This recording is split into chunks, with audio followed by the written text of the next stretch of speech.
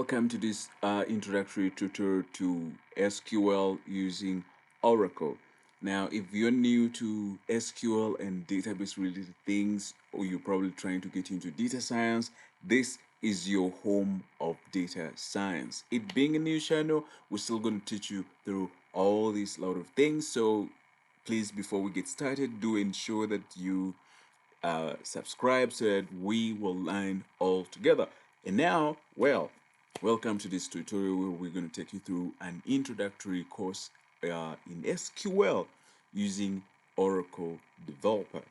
Well, I know that being just getting started, I want to make the assumption that probably you don't have SQL, and for those who already have their SQL or Oracle Developer installed, no problem. For those who still don't have it installed, no problem. Let me walk you through how to get it installed. So what we're gonna do to get the Oracle Developer installed is easy. We're gonna go into get a browser like that. What we're going to type here is SQL Developer download. Exactly. SQL Developer download, and we smash that. And fortunately, it brings us directly to the official website of Oracle. Well, there could be other people providing the same, but I love to choose from the official site, which is from Oracle itself. So when you come to Oracle website, uh, we'll scroll just down here, and you can find all your installables. So depending on what uh, operating system you're using, you can scroll around here and find the right installable for your platform. You can see for Linux, if you're using some Kali, Ubuntu, Alpine, or any other version distro, you can still get it using Mac. It's all here. Mac OS against there. Me, I'm using Windows right here, so I'm going to choose Windows, this one. My machine is rated this, so this is what I'm going to select. So what you want to do is hit this, and immediately should start to download around here. So as you can see, I just need to select this, and it will start downloading here. As you can see, well, I already have it installed, so I will cancel this download right there. I'll cancel the download. So you're going to download it, and once it's done downloading, you simply have to come here and find it here, and you double click on it, or you first move to its location, and then you install it from there. And once you install, very easy steps to follow. Once you're done installing, we can now close the browser, and you simply need to find it. To find it, you'd simply come to you you your computer, and for your case, it will be new, and it will be put around here as a newly installed app. For mine, because I've already installed it, it's right here. So all I have to do is double click it, and it will open into what you're seeing. This will ask you to accept. We will accept, and it will load and open. In this case, it will load as such. It will load like this, and once it's done loading, it should open successfully. If it is your first time installing it, will ask you a bunch of things. You just need to enter them. Very easy to follow steps. And once you're done following all the steps, you now finish the installation, and you will open your Oracle Developer. And welcome to Oracle Developer. And this is your interface, your starting page, and will can take you through an overview video, new things that are there, release notes, documentations, the SQL developer, all several online tutorials offered by Oracle itself, a lot of demonstrations, a lot of features that you can explore on your own. Well, you can also come around and explore the community of SQL. I mean, because SQL is the standard query language that everybody uses, so SQL itself has a ton of community around itself. So whenever you have an issue, you can always check out tutorials like this one and they will always help you out. Well, you can explore all these tools on your own later. For now, let's get started.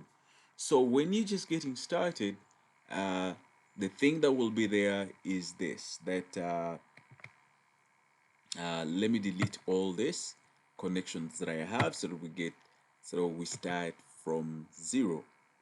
So me, I already had some databases already uh, created, or and I want to delete them. I want to delete them all so we start together in the same way. So this is how your Oracle will look when you just install it. It has no connections. It simply has this. So what you want to do as of now is you cannot do anything. You cannot do so much using it right now because it's just that. So what we want to do before we can start writing queries is we want to create a database. And a database, in this case, in any case, a database is simply a collection of tables that talk about the same item, or talk about or describe, data that relate to each other. uh, Maybe you have students table that stores students details, and then you have another table that talks about courses at your university, something like that. So a database will always store data that relate to each other. Now, what we want to do now is create a new connection, but just as a reminder, I want to just show you how easy it is for you to use this interface that you're seeing right now. Of course, once again, Oracle Developer, why I chose it for this demo is because it's one of the very easiest uh, IDEs to work with, right? Especially for beginners, because I mean everything is so easy. You come to the file, you can open, close, all these amazing options are there. Allows you to explore everything around here. Multi-cursor, I mean the view, you can change how everything appears. As you can see here, you can change everything. You come to the navigation button, you can choose, you can go to recent files, a ton of things. I mean, this allows you to run queries, teams. You can connect your Oracle or your SQL developer to your GitHub. I mean, all you can manage your everything from here. OLAP, which stands for online application processing. I mean, all these kind of things is there. You can switch out your Oracle appears and all the help is available to you. That's just the ease of use of Oracle Developer. I mean, so easy, and to me, it's the best, most beginner friendly tool for SQL query development. Well, so let's now shift our focus to what brought us here, which is down to create connection. So as you can see, there was this file and we could open or create a new something. So we could create some new database or something like that. What we want to do is not use this option and instead use the big green button. So we smash it and it says create a new connection. So what we want to do is I mean, it's again easy. You just follow the steps through. So it's asking us for a connection name. What I'm going to do is create the connection name as demo. And it also wants us to create a user. So remember, we're creating a database that should be accessed by as many people as we can have on our team. So for now, we're going to create one user. We're creating the database. The database right now is called demo.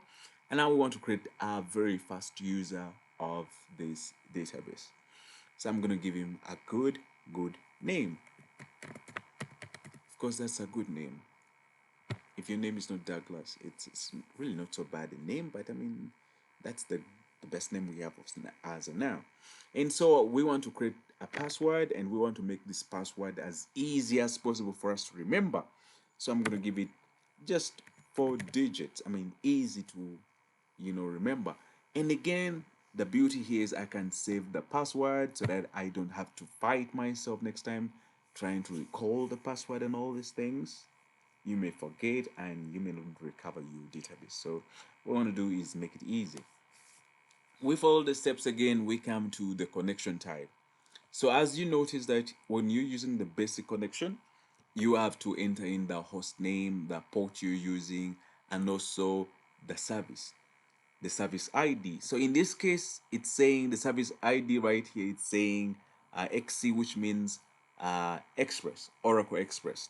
You could also enter the casual Oracle, which is Oracle as of that. That means Oracle, that's just the service ID. I want to leave that alone because we will not be needing that. So if you come to the type of connection, you can see all this that we have. Now, what you want to do is choose what you want to do. So if you are creating a local database, then this is the very best, local. Now you would choose this SSH, which is secured shell, which allows you to connect to your remote server. Well, we will be creating our database on the local machine, so we will be choosing local. And now to the role. Remember, Douglas right now is the only person accessing the database right now. So among the roles that we have this, we have there's system admin, assistant, we have all this. But what we're going to do before we consider everything is this option, which means system database administrator. So this guy, right, Douglas right now has absolute control over a database. Now, he's an admin, so he can create tables, he can delete tables, he can redefine columns and all things that we're going to see in the future. So, because it's a new connection, we want to first test it before we do anything. Maybe we have written some things wrongly in the inputs we've given so far, so we want to first make sure that they're correct before we connect. So let's first test this connection to be sure that everything is entered correctly. Now, in an event that we have misspelled some things or written some things or chosen some wrong options, then when we test it, it should show us exactly what the error is. So for now, let's test it and see. Fortunately for us, we've tested it and it's absolutely a success. So it's a success now means we can now go ahead and create this database by hitting this amazing button, the connect button, and immediately you can see that we are connected. So we're connected to the database called demo, and the user connected right now is Douglas. So now we have this amazing interface to ourselves to write some query in SQL to create some tables and crazy stuff. So we're going to get started actually and create a table. So let's create a demo table. Now in SQL, it's very easy. As long as you can speak English, you can write some amazing SQL query. As we're going to see, there's just plain English words. Now, you could decide to write your queries in capital, still works, or you could also still decide to write your queries in the lowercase. Now, because my tab button, my caps is down right now, I'll not fight my caps button. So I'm going to write my queries in the lowercase. So let's go ahead and create a table. So like I said, it's easy, straightforward. I'm going to say create table, demo. And now when you create the table, you have to define the columns inside the brackets. And standard SQL queries end in a semicolon, so don't forget that. Now I come back inside this bracket and now get to define my columns. So I want to rename this table to employee table, to call it employee table, because it's literally the easiest, because we know all the attributes of an employee. Number one is their ID. So we want to say employee ID. We want to, will the ID be some number or some mix of numbers and letters? So I will love to stick to it to be purely